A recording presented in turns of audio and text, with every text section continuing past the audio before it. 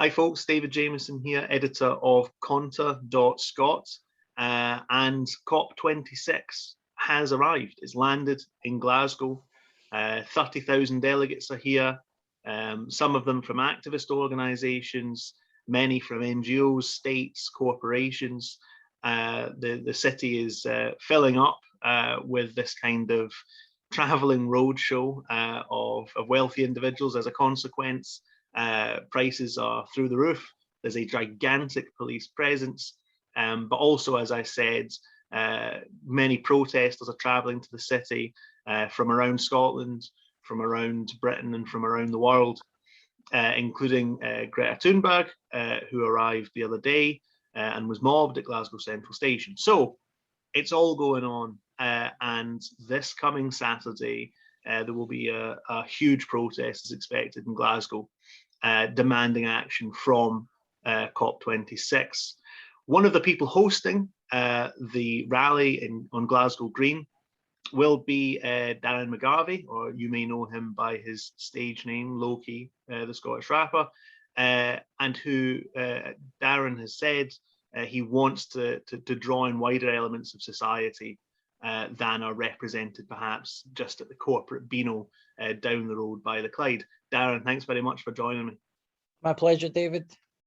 So yeah, you've got a tweet when you said, you know, as part of hosting this, you want to communicate that what's being discussed down in our by our much celebrated Crane and in our medium-sized conference venues isn't just of relevance to the Joe Bidens and the Boris Johnsons and the statesmen and women of the world and the huge corporations who are part of their social nexus, that it matters to people who live here and who live in working class communities and poor communities all over the world. Yeah. What do you think the challenges are in bridging, you know, in drawing in a kind of wider social element to what could be, you know, cynically described as a kind of corporate Beano? Yeah, well, there are two main challenges. The first one is that environmentalism, whether it's of the more moderate pro-capitalist type or whether it's the more radical socialist kind, is synonymous with a kind of middle classness. And with middle classness comes a certain style of discourse and a certain way of carrying the message that often conflicts with sensibilities in working class areas. And I don't even mean political sensibilities. I mean, right, just when you're getting into the kind of the quantum mechanics of class and you're talking about language and tone and humor and the sense of priority and the sense of grievance and inclusion. There are just lots of potential areas of friction there. And I've even kind of, I mean, I used to donate to the Green Party. I was a member of the Green Party, but I never made a big deal about it, you know. And then I came during the culture war to a conclusion that I wasn't safe in the Green Party, you know, as an artist who, by pursuing lines of artistic inquiry into dangerous places, have occasionally came into conflict with people on the left, you know, at different points as we were all trying to get our bearings in that new environment. And so I kind of thought to myself, I'm probably the sort of person that they wouldn't want to be in their number. And I think that maybe subconsciously, culture war or no culture war, a lot of people who come from working class communities will have internalized a notion, whether through mainstream media or whether through, you know, examples in Pollock, where one of the most long-standing environmental protests in Britain ran for a long time, the Pollock Free State, and really came to nothing except for being a really profound value-shaping experience for a lot of the working class young activists at the time, who then went on to careers in politics and activism, trade unionism, and what have you. So there are those two aspects. There's the culture, the class conflict, and then there's also a mainstream media narrative, particularly on the right, that wants to claim to speak in the interests of the working class by talking up the inconveniences caused by some of the more highly disruptive activism that we've seen. And really, we know what that's actually about. That's about framing the issue as one of inconvenience and disruption, rather than a legitimate form of protest that you can agree or disagree with. But at the end of the day, with an issue like this, you have to pick a side. And I'm with the people who are sometimes perhaps clumsily making their point, walking into moving traffic on the M1, or sitting in front of 4x4s outside the schools. And over time, over these last months, I have developed more and more admiration as I've seen some of the kind of footage that's been filmed on mobile phones that's not been doctored in any way. And you see that these people are absolutely trained. They understand what they're going into, but they're also ready to come into harm. They're ready to be attacked, and they're ready to be run over. And while there is a kind of religiosity about that, there is something admirable about how deeply this conviction is held. One of the things I think is really interesting about that insulate Britain thing, right? And I hear a lot of the criticisms of, is it targeting the right people and so on. I like, my general view is probably not, right? It should be targeted at the corporations and the states and so on. But I think it's interesting that at bottom, this is a protest over an extremely understandable reform that's extremely rational, and any rational society being serious about issues like climate change, energy security, just household bills would do this. I mean, it seems like a very kind of British protest, doesn't it? What do we want? Insulation in our room.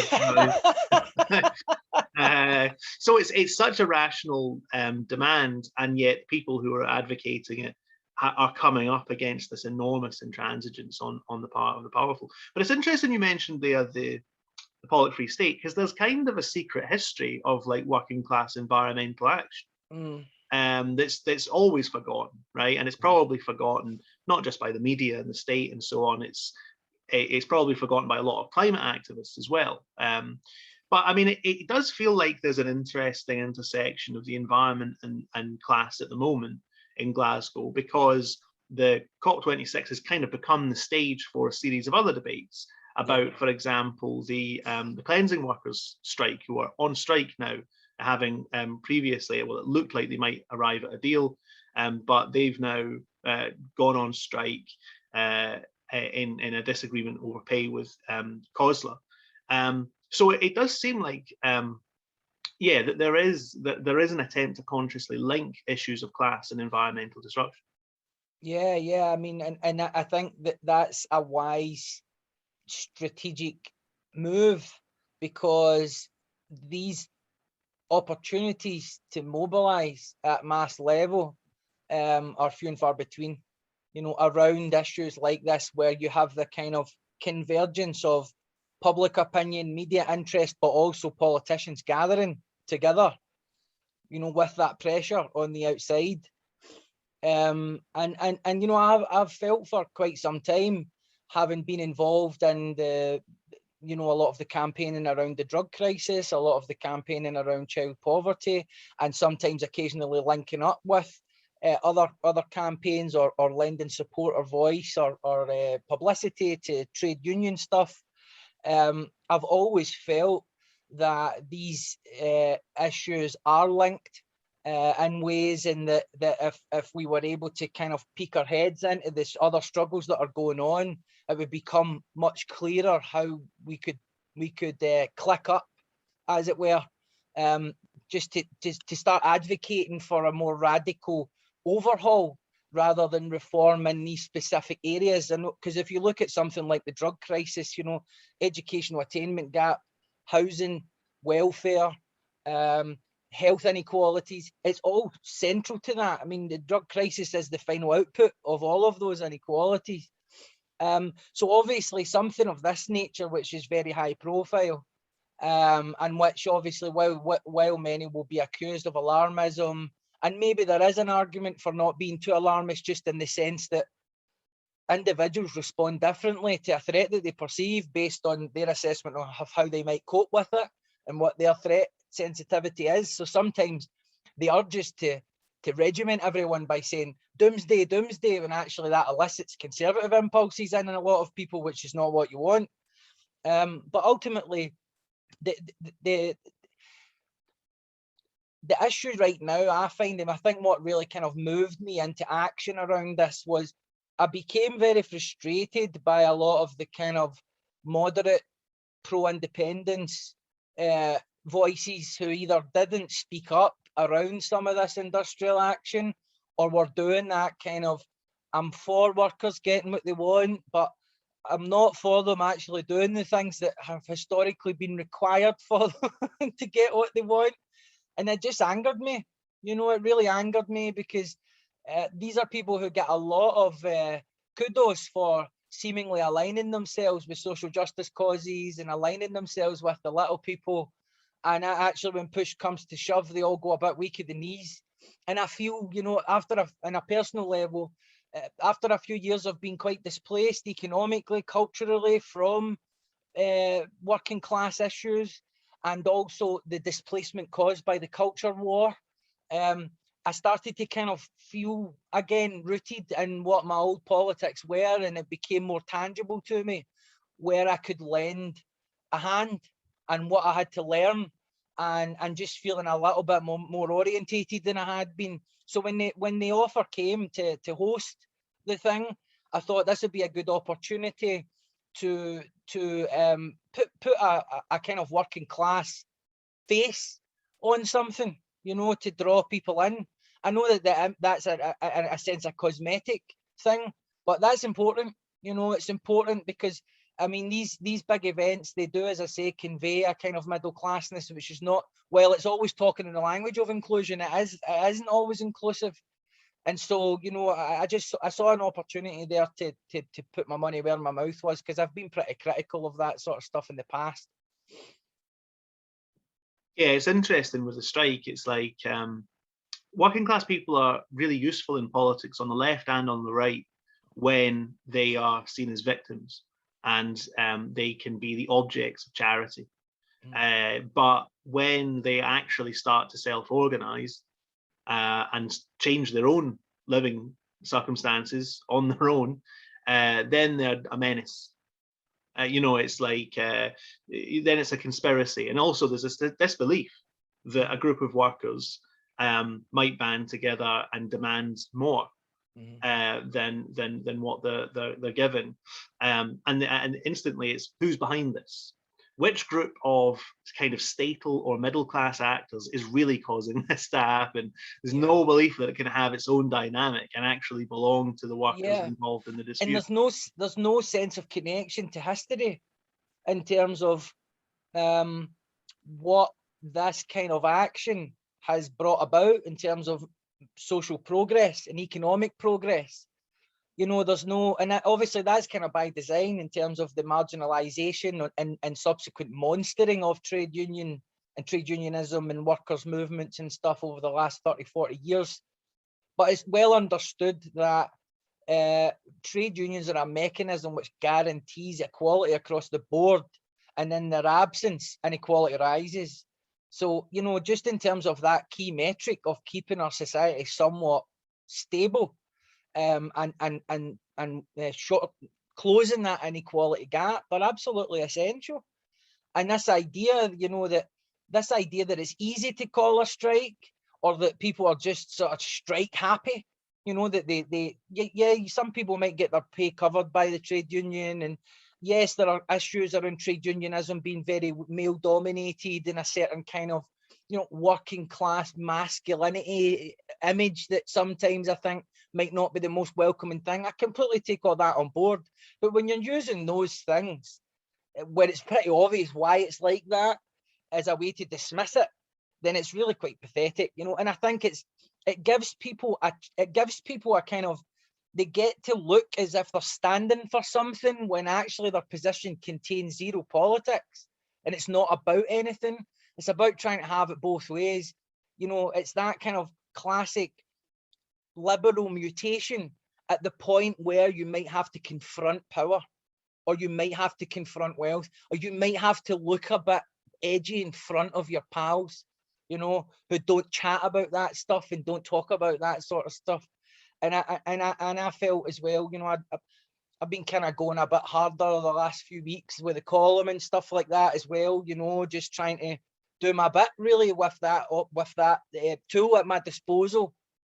And I always have a kind of an initial kind of outburst, and then I'll redraft and I'll edit out the vitriol and I'll try and be fair and magnanimous. But the last few weeks, as a lot of this stuff has been going on, I've been finding it harder to edit out the anger. You know, more and more I feel that it needs to be there, and that it's legitimate. And then I get, you know yourself, you know, you see the impact of it when people get in touch with you and they say, thank you for saying that. And you remember that's what you're doing it for. That's what you're doing it for. You're not doing it to be seen as a commentator. You're not in this game to be seen as a personality or a public figure. You're in it because you have convictions. You're in it because you believe in stuff. And the role that you have to play is to give voice to concerns that are not being publicised or are not prominent. And that is a vital part of the bigger puzzle.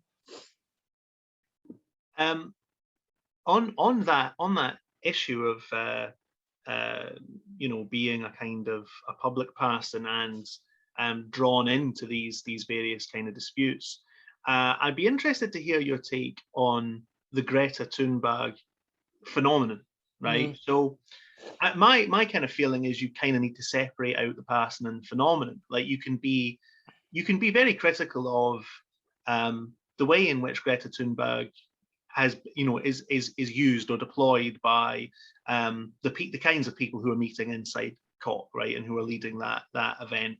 There's a sense that you know, there's sometimes this thing where adults try to ditch their authority and, you know, pass over to sort of pieties about this pure young person who has these ideas, and we need to listen to her. And it's sort of like, well, you could be listening to her, or you could be doing the stuff you need to be doing, right? But on the other hand, you'd need to say that Greta Thunberg is a very young person who's managed to resist at least some of those temptations to be drawn into the circuit of power, to be bought off and so on. I thought it was interesting that she, you know, expressed solidarity with the striking workers in Glasgow during COP26. That's obviously not in the script of the people who organise these kinds of conferences. But I was wondering what your kind of take on this was, because you've expressed before that, like, you're aware that, like, civic society in Scotland, which is somewhat less powerful than the stuff that Greta's grappling with, right? Civic society in Scotland, you know, try to sort of co-opt you as the face of the kind of class question or the poverty question, and by creating a kind of totem for this issue, they can kind of marginalise it. I mean, do you think? I mean, can you see a kind of similar process with Greta, where she's almost kind of commodified? Yes. I mean, in a society, in an economic system where commodification is the essential process, it's hard not to become commodified in some way. All that she can control is to the extent to which that occurs, and in which way that is channeled, because anyone who associates with her, in a sense, is tapping into that product, or appropriating that product. And that's just unavoidable on a certain level. To be honest, when I look at Greta Thunberg, I see a young person, you know, as someone with, you know, in a past life was a regular facilitator in the community, you know, working with young people from all backgrounds, all, you know, all kind of social backgrounds, class backgrounds, mental health backgrounds, you know, neurotypical, neurodivergent, young people in prison, young people in posh areas, private schools. When I see her, especially when I see her being swamped by Glaswegians in Central Station, you know, I wasn't there, so I don't know, maybe she knows those people, but my first feeling is just of concern for a young person who is under immense strain and pressure. And I know that there has been speculation about Greta's, you know, Greta's personality or other issues that she has, and maybe that she is just by some kind of cognitive convenience is actually almost tailor-made for this type of struggle, because she has a singular focus on the objective, and she's not enticed or seduced by a lot of the temptations that you're talking about. But I mean, that's all speculation at the end of the day. I'm sure that she has in her moments, as we saw in some of the documentary footage when she was traveling across the ocean. You know, she's just a wee girl, and people need to be careful when they hold her up and idealize her in this way, because as well as her being a focal point and a very necessary one and a very rightly admired one, we also have a duty of care to a young person, you know, who's living in a tornado, who's one of the world's most famous people, and that is just mind-blowing.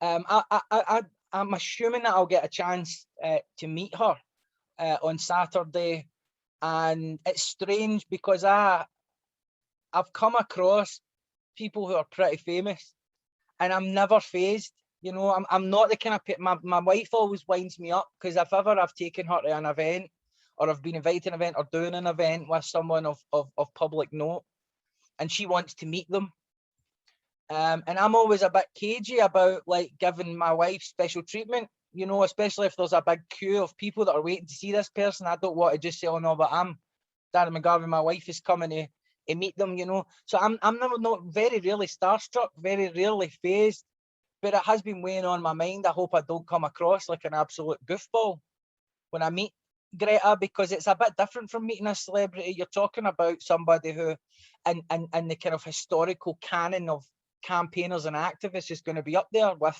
the biggest names that we've heard. And as for the kind of Civic Scotland dimension or being appropriated, she's at an age where obviously in some areas she's matured beyond her years intellectually.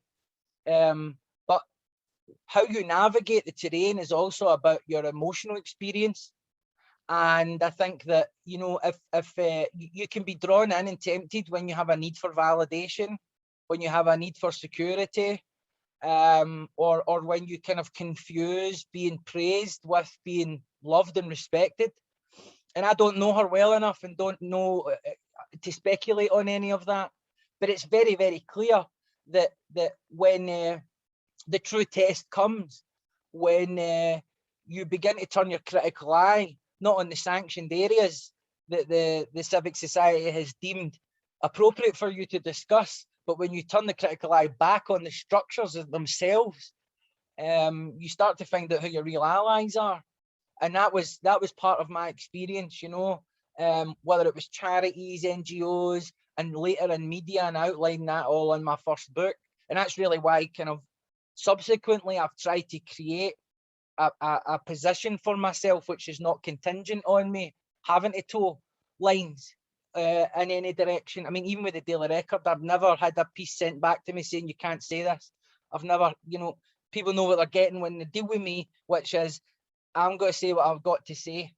And so she has to navigate all that herself. And obviously what I've experienced is so moderate compared to what she's going through and the pressures that are on her. I suspect as she gets older, then she'll probably mellow out a bit, because that's what happens when you get older, especially if you go on to have kids and other responsibilities. But right now, you know, right now she's provided a great focal point for hundreds of thousands of campaigners and activists, and even just ordinary young folk. And you know, her impact is unparalleled, I would say. Just finally, what should we be demanding out of COP26 in terms of the things that we've discussed? Because what it looks like to me, looking at the conference, is what's happening here is a huge new market is opening up, and various politicians and corporations are trying to carve out chunks. I mean, it does seem like a transition of sorts is occurring, maybe very slowly, maybe unevenly, maybe chaotically, and, you know, in many regards, too late to avoid a lot of the damage from climate change. But there is a recognition that we're going to move on to some new forms of energy, and there's new markets there, and there's new things to exploit. Yeah. Now, a thing that's often talked about is this kind of just transition idea. Now, so far in Scotland, it's not happening. Like in renewables industry, we're not getting the jobs out of it that we should, because all the, you know, everything's being bought up by foreign capital and so on, right? Now, my feeling is that this situation can go two ways. Working class people can learn to fear and resent the transition as something that destroys livelihoods, and something which opens up new markets for the rich, but destroys industries for ordinary people, or impacts living standards in other ways. So we had an example of that with the yellow vests in France. Those protests started because a new tax was imposed on motorists, and the French people felt they were already under too heavy a burden economically. So, what are we trying to get out of the conference in terms of a meaningfully socially just response to climate change? Yeah, well, so just the kind of top line stuff is that the current pledge, obviously there are going to be new pledges made over the coming days, but the current pledges under the Paris Agreement would take the world to between 3 degrees and 5 degrees temperature rise, which obviously is the red zone, even for the powerful countries. The low-lying countries, islands, forget it, and then we're talking about hundreds of millions of people being displaced. So if people think immigration's a problem now, wait till then, and then the other thing is this idea of net zero, which is kind of problematic in itself, because it's really about carbon offsets, which is you shuffle the responsibility elsewhere. So you're just you're kicking the can down the road. So when people talk about net zero, we should be talking about real zero. We should be talking about actually getting to a point where you just don't produce that sort of environmental problem anymore. And then when it comes to the climate crisis, in terms of just the equality dimension of it, 71% of everybody who's going to die from climate related causes are women and girls. You know what I mean? So just the stark facts of it are pretty sobering in themselves. In terms of the just transition, I'm more and more of the mind that while you obviously have the kind of industrial revolution, technology revolution beckoning right now, I mean, it's already having impacts on workers, but that obviously has to come within the rubric of this broader climate change issue. And so then you have to make sure that the just transition for workers, which, ideas like universal basic income, for example, are also conforming to the environmental objectives that keep us from going over that 1.5 degree ceiling. And so I've kind of veered away from universal basic income, because I believe that without economic reform, then what you're just doing is you're also guaranteeing all the worst offenders a basic income, because we only have so many ways to spend our money.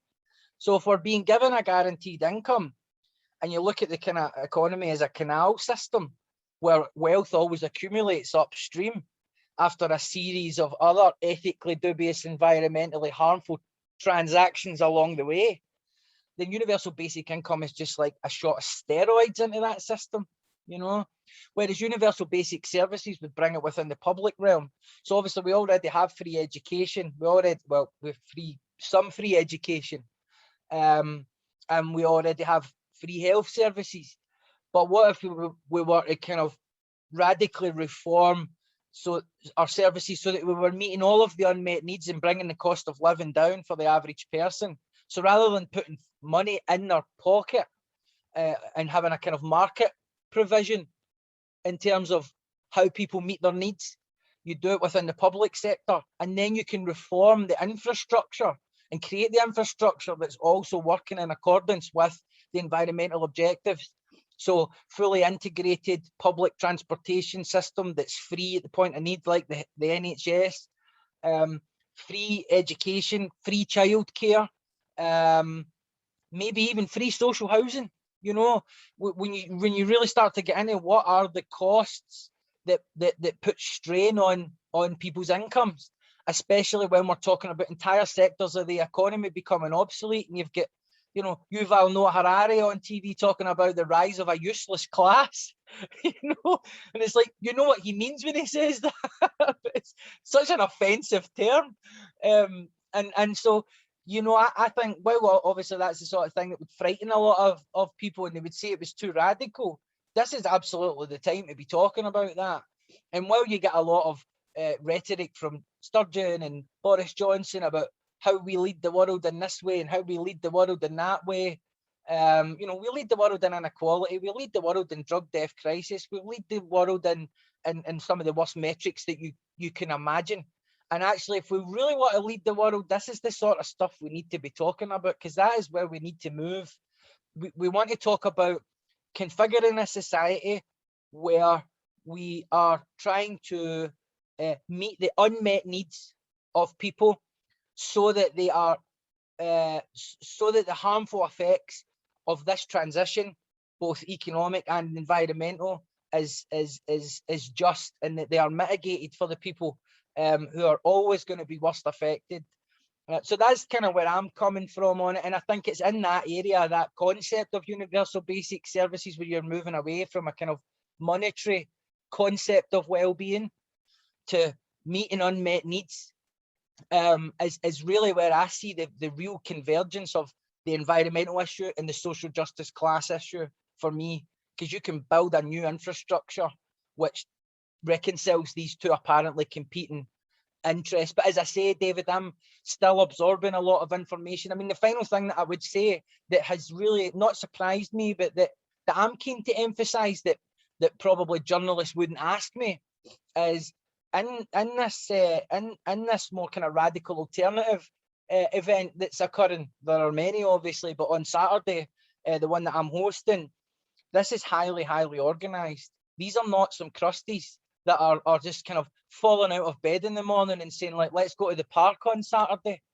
You know, this is highly organized stuff. And I say that with the experience of doing big events, doing festivals, doing corporate events, literary events. I know what it takes to successfully pull off an event at a number of scales. This is bigger than anything I've ever been involved in, and it's more tightly organized than anything I've ever been involved in. These are very serious people, you know, so don't let the people walking about with placards on the hard shoulder of the M1 delude you into thinking that we're not dealing with adults in the room. You know, this idea that it's the suits and the lobbyists and the bankers and the politicians who are going to bring a level of seriousness to this issue, when they've got butlers running about after their arses, and they've got teams of people writing everything down that they say, and basically taking care of every aspect of their life except going to the fucking toilet. You know, this kind of COP26 coalition is just on a different level in terms of just the level of seriousness and the level of focus. And obviously it's people all doing it off their own backs as well. So, you know, I'm very impressed with it. I'm glad to be working alongside it. And anyone that's watching just now, I assume if you're watching this, you're probably already on board. But if you're not, get down to some of these events, you know, because what we're seeing a linking of many of the areas that we're interested in that have so far been segregated in the social justice discussion: climate change, anti-racism, class politics, trade unionism. It's all coming together at this event, and so it's a place to be. All right, Dan, thanks very much for those thoughts, and good luck on Saturday. Thank you, mate. Take care. And at Conter, we'll be coming up with a lot more content on COP26, all the contradictions, all the opportunities and frustrations, and also covering the industrial action that we were just discussing in this interview. So go to Conter.scot for more content on all that. And I'll speak to you all again very soon.